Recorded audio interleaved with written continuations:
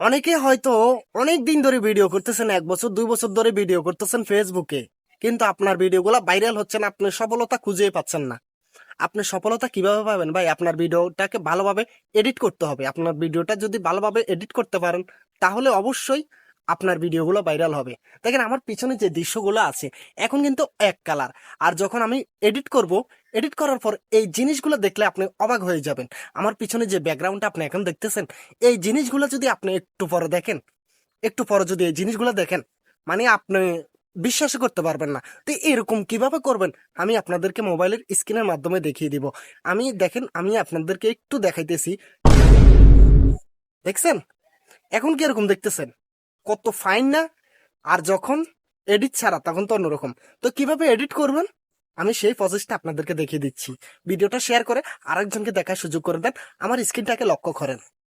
তো আপনাদের সুবিধাতে আমি চলে আসলাম আমার ফোনের মোবাইল স্ক্রিনে আসার পরে এখন আমি আপনাদেরকে দেখিয়ে দিব কিভাবে ক্যাপকাট থেকে আপনার ভিডিওটাকে সুন্দরভাবে এডিটিং করবেন। তো এডিটিং করার জন্য আমি চলে যাচ্ছি আমার ফোনের যে ক্যাপকাটটা আছে সেই ক্যাপকাটের ভিতরে চলে যাচ্ছি। তো দেখতে পাচ্ছেন আমি এখন ক্যাপকাটে ঢুকতেছি। ক্যাপকাটে ঢোকার পরে আমি এখানে ক্লিক করলাম। ক্লিক করার পরে প্রথমে আমি চলে যাব এইখানে যে নিউ ভিডিও আছে সেইখানে আমি ক্লিক করব।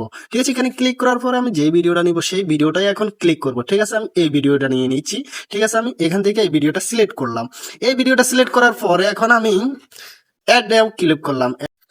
এটা করার পর আমি বাকি কাজগুলো দেখাচ্ছি, একটু ওয়েট করবেন। তারপরে আমরা চলে যাব এখানে অ্যাডজাস্টে।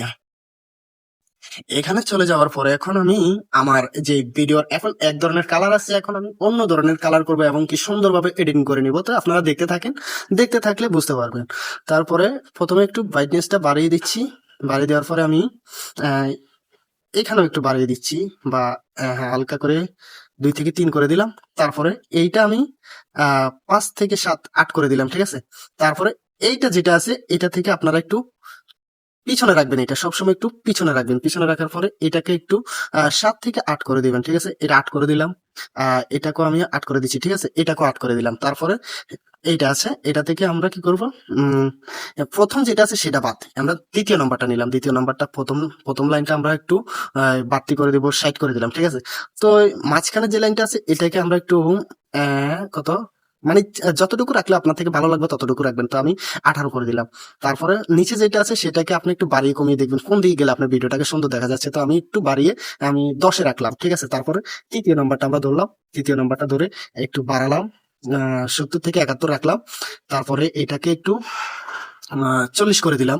তারপরে নিচে যেটা আছে সেটাকে আমরা দেখবো যে এটা পেছনে নিয়ে গেলাম, এটা 12 করে দিলাম, পেছন সাইড ডাউন রাখলাম এটা। ঠিক আছে, তারপরে চতুর্থ নম্বরে আমরা চলে গেলাম। এখান থেকে কিন্তু এইটাকে একটু বাড়িয়ে আমরা 55 করে দিয়েছি। তারপরে দ্বিতীয় নাম্বারটা এটা কত 50 করে দিই এটা। ঠিক আছে, 50 করে দিলাম। তারপরে তৃতীয় নাম্বার যেটা সেটাতে আমরা একটু দেখবো যে আমাদের ভিডিওটা কোন দিকে গেলে সুন্দর লাগে। ঠিক আছে, তো এটা একটু ডাউন রাখলাম।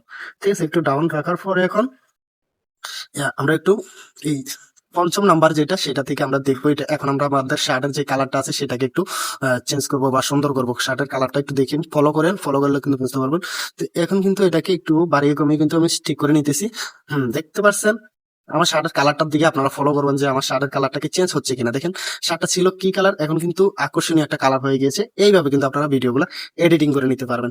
তো দেখতে পাচ্ছেন আমার পিছনের ব্যাকগ্রাউন্ডটা কিন্তু খুবই খুবই সুন্দর হয়ে গেছে। আগে কিন্তু এক কালার ছিল, এখন কিন্তু সবুজ, খুব সুন্দর হয়ে গেছে। তো আমি এখন কি করব, পিছনে যে ব্যাকগ্রাউন্ডটা এটাকে আমি ব্লার করে দিব। তো ব্লার করার জন্য আমি ফিল্টারে চলে আসলাম। ফিল্টারে চলে আসার পরে আমি এই ফিল্টারটা নিলাম। সবসময় এই ফিল্টারটা নেবেন, তাহলে আপনার ভালো হবে। এই ফিল্টারটা আমি নিলাম। ঠিক আছে, এই ফিল্টারটা নেওয়ার পরে আমি এটা ক্লিক করে দিলাম। এখানে ক্লিক করার পর এখন পিছনে যদি একটু আপনারা লক্ষ্য করেন তাহলে কিন্তু আমার পিছনের সাইডটা কিন্তু খুবই খুবই স্মুথ হয়ে গেছে এবং খুবই সুন্দর হয়ে গেছে। তো দেখতে পাচ্ছেন, দেখেন পিছনের সাইডটা কিন্তু খুবই সুন্দর এবং ভিডিওটা কিন্তু খুবই সুন্দর হয়ে গেছে। তো এইভাবে কিন্তু আপনারা ভিডিওগুলো এডিটিং করবেন।